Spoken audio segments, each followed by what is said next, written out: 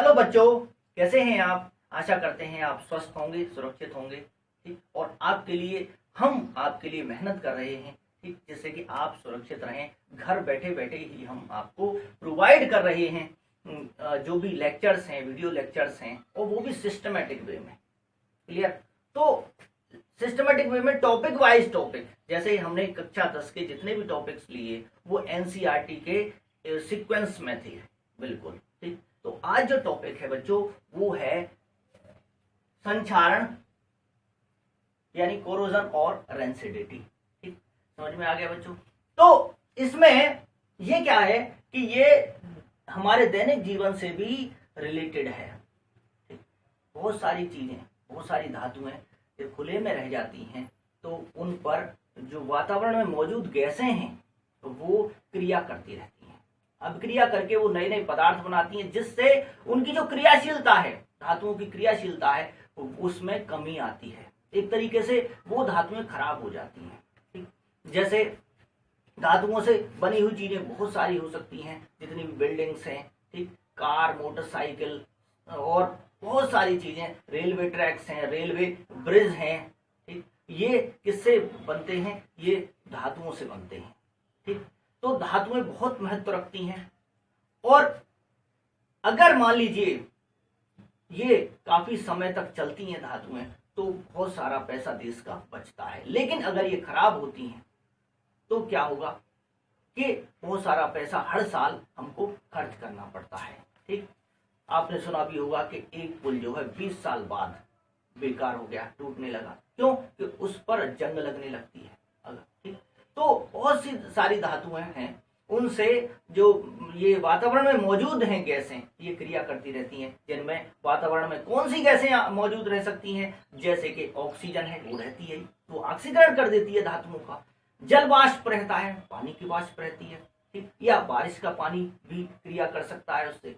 ठीक, जैसे अगर खुले हुए में अगर आपकी साइकिल खड़ी रह जाती है और बारिश भी हो रही है तो उस पर जंग ज्यादा लगेगी।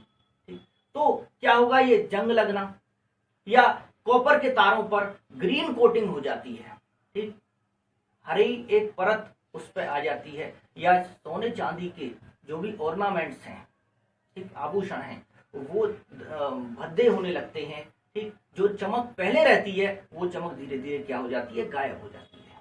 ठीक, तो ये सब क्या होता है? इसको कहते हैं हम संक्षारण या कोरोजन। ठीक, यानी कि जो बाह्य पदार्थ हैं या केमिकल्स हैं वो धातुओं से क्रिया करके उनकी क्रियाशीलता को नष्ट करते हैं और उनको खराब कर देते हैं। ये जो प्रक्रिया है इसको बोलते हैं हम संक्षारण या कोरोजन। समझ में आ गया बच्चों? तो इसके बहुत सारे एग्जाम्पल हो सकते हैं। जैसे पहला है लोहे पर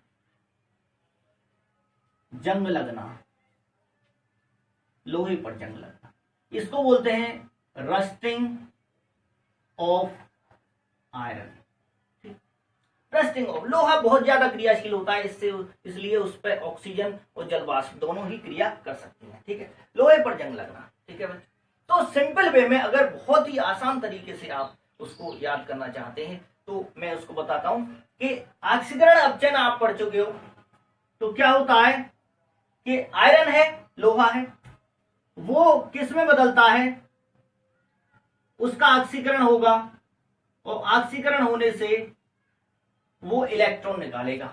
ऑक्सीकरण में क्या होता है कि जब भी ऑक्सीजन या जल वाष्प उस पर क्रिया करेगी तो आयरन, लोहा, ये Fe इसका सूत्र होता है, वो Fe2+ यानी फेरस में बदल जाएगा 2 इलेक्ट्रॉन निकाल के। क्लियर? तो इसके बाद Fe2+ है प्लस ऑक्सीजन गैस, हमने आधा मोल इसको बैलेंस करने के लिए दिखाया है यहां पर, प्लस इसके बाद आप इसमें 2H2O, ये वाटर है लिक्विड फॉर्म में, क्या बना? Fe2O3 plus 4H positive aqueous, ये ठोस बनता है। अगर मान लीजिए इसमें जल के अणु भी साथ में मिल जाएं, यानी ये हाइड्रेटेड रूप में हो जाए, ठीक, जैसे Fe2O3.XH2O। कुछ जल वाष्प के मॉलिक्यूल X मान रहे हैं हम, वो X कितने भी हो सकते हैं, अगर वो मिल जाते हैं तो इसको कहते हैं हम जंग या रस्ट। एक तरीके से रस्ट का फॉर्मूला है। तो लोहे की सरफेस पर, लोहे की सतह पर जो जंग लगती है उसका फॉर्मूला ये होता है, यानी हाइड्रेटेड फेरिक ऑक्साइड। इसका सूत्र होता है hydrated ferric oxide, ferric oxide. और वो भी क्या होता है, हाइड्रेटेड, हाइड्रेटेड।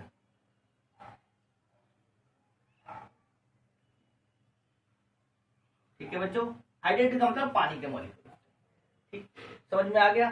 तो ये तो है बहुत आसान कि इसको आप दो रिएक्शंस में ही याद कर सकते हैं। यदि और ज्यादा अगर आप डीपली जाना चाहते हो तो मैं भी उसको समझा देता हूं आपको, कि इसको आप नोट कर लेंगे। और ज्यादा अगर आप डीपली उसको पढ़ना चाहते हैं कि पूरी प्रक्रिया कैसे होती है। ठीक, देखिए बच्चों, जैसे मान लीजिए मैंने ये लोहे की सरफेस है, ये आयरन है। ठीक, इस पर एक जो स्पॉट है, कोई भी लोहा है हमारे पास, तो किसी जगह पर वो आयरन है, आयरन तो सारा ही है, तो वो एनोड का काम करता है। एनोड पर जानते हो आप, धनोद पर, एनोड पर ऑक्सीकरण होता है। ठीक, देखिए तो आयरन यहां पर Fe2+ में चेंज हुआ, तो ये तब होगा जब ऑक्सीजन, ये साथ साथ चलती हैं क्रियाएं, ऑक्सीजन या जल वाष्प उससे क्रिया करने आ रही है। तो Fe2+ में चेंज हुआ और फिर से ये Fe2+ में, यानी बहुत सारे Fe होंगे। तो यहां पर 2 Fe बने हैं, इसने 2 इलेक्ट्रॉन लूज किए। 2+ में कब बनेगा, जब 2 इलेक्ट्रॉन ये निकालेगा। 2 इलेक्ट्रॉन इसने निकाले, 2 इलेक्ट्रॉन इसने निकाले, टोटल कितने हो गए, 4 इलेक्ट्रॉन। ये वो दूसरा स्पॉट है यहां पर। यहां देखिए इस स्पॉट को, ये कैथोड का काम करेगा। ये किसका काम करेगा, कैथोड का। ठीक, इसको आप हिंदी में भी लिख सकते हो, लेकिन बहुत आसान है, इंग्लिश में भी कर सकते हो आप। कैथोड है, इस पॉइंट पर होगा क्या कि कैथोड पर इलेक्ट्रॉन ग्रहण होते हैं, एनोड पर इलेक्ट्रॉन निकलते हैं। ठीक, तो धातु क्रियाशील है तो वो इलेक्ट्रॉन निकालेगी, उसका ऑक्सीकरण होगा। यहां ऑक्सीजन हवा में तो रहती है, किसी भी सरफेस पर कोई लोहा है तो उसके ऊपर हवा में तो रहेगा ही रहेगा वो। तो यहां पे होगा क्या, ऑक्सीजन है ये। ठीक, और ये ऑक्सीजन गैस O2 होती है, और ये 4 इलेक्ट्रॉन ये जो निकले हैं इन दोनों को ग्रहण करेगी। क्लियर। अब ये H पॉजिटिव कहां से आई, देखो बच्चों, पानी है, ये जल वाष्प समझ लीजिए इसकी सरफेस पर लोहे की, ये जल वाष्प है, और हवा में कार्बन डाइऑक्साइड होती है, हवा में होती है। तो ये दोनों मिलके क्या बनाते हैं, ये बनाते हैं दोनों मिलके H2CO3। और H2CO3 क्या होता है, ये अम्ल होता है, अम्ल, कार्बोनिक अम्ल। कार्बोनिक अम्ल क्या क्या चीज देता है, कार्बोनिक अम्ल टूट जाता है किस किस में, ये कार्बोनिक अम्ल H2CO3 टूट जाता है किस किस में, 2H+ और CO3 2-। ठीक, तो ये जो H+ आए हैं, यहां मैंने बैलेंस नहीं किया है इसको, केवल मैंने H+ लिख दिया है। तो H+ ये उत्प्रेरक का काम करते हैं, यानी इसकी उपस्थिति में ऑक्सीजन ज्यादा इलेक्ट्रॉन ग्रहण करेगा। क्लियर। तो यहां पे ये मिलके क्या बनाते हैं, ये मिलके जो बनेगा वो बनेगा, ये इसको आप बैलेंस कर सकते हो, 4H लेंगे हम तो यहां 2H2O बनता है, वाटर बनता है। ठीक है बच्चों, तो अब हम सिस्टमेटिक रूप में देखेंगे इसको।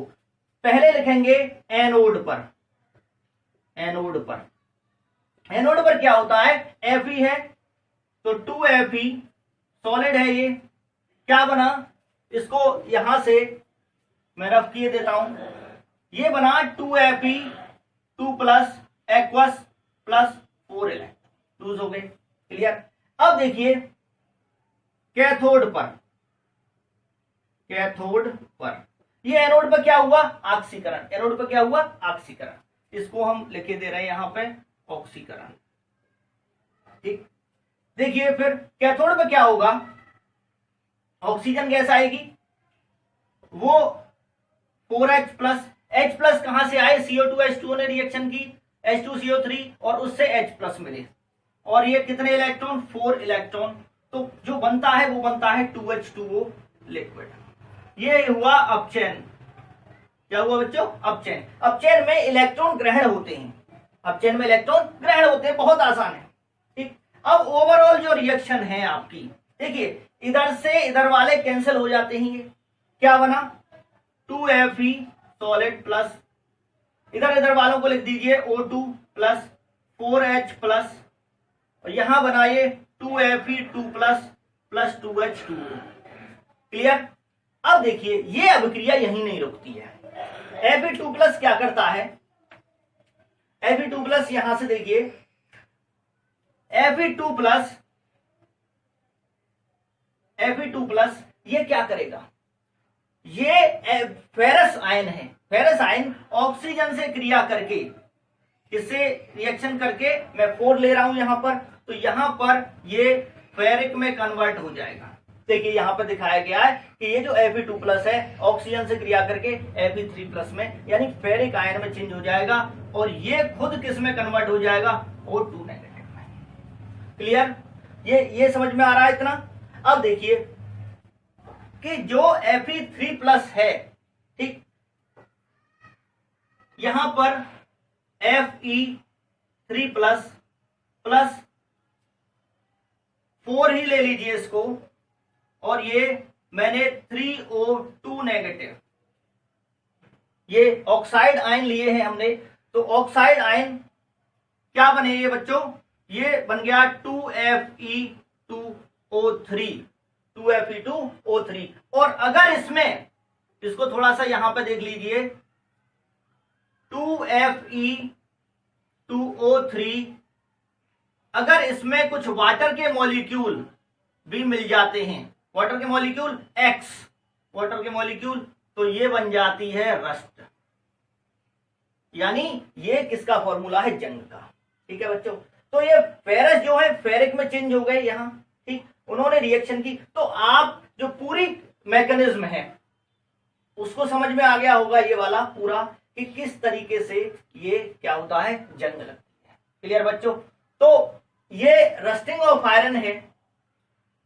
इसके बाद रस्टिंग ऑफ आयरन, इसको मैं रफ किए देता हूं, ठीक है, एक बार और आप कर सकते हो। पहले फेरस, ये आयरन है, ये फेरस में चेंज हुए, ठीक, इलेक्ट्रॉन निकाले, फिर कैथोड पर क्या होता है, ऑक्सीजन ने वाटर बनाया। क्लियर। फिर ओवरऑल रिएक्शन लिखी, ये कट गए तो ये रिएक्शन बनी। फिर फेरस ऑक्सीजन की उपस्थिति में फेरिक में चेंज होते हैं, ठीक, और ये फेरिक आयन फिर से ऑक्साइड आयन से और वाटर की प्रेजेंस में रस्ट बनाते हैं, यानी Fe2O3.XH2। ठीक है बच्चों।